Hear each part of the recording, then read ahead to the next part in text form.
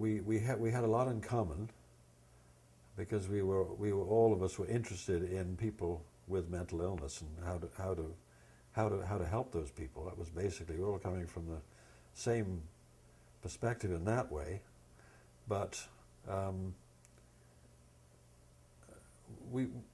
as I said, there was quite a bit of strain because we had different perspectives on how to go about it, and it was I think it was a learning process for both sides.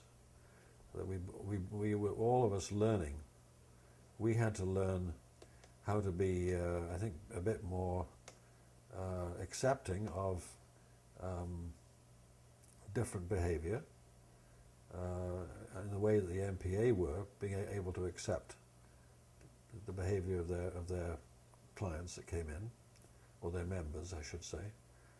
And we had to learn a lot from them about how to be with people with mental illness in the community. Yes, and how to understand how that, how to do that, how to be with people who are not the same as other people, and so on.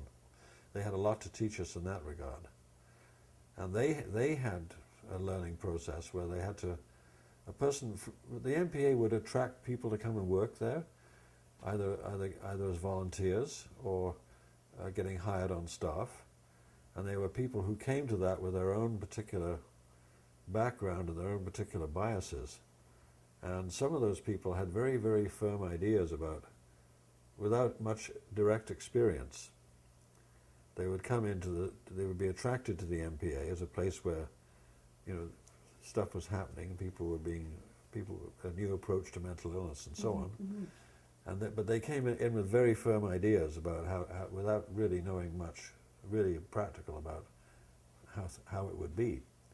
So what I would see would be a process where a person beginning to work with the MPA would begin to sort of develop more awareness and understanding of what it was really about, and that in the end would enable them to work more closely with us.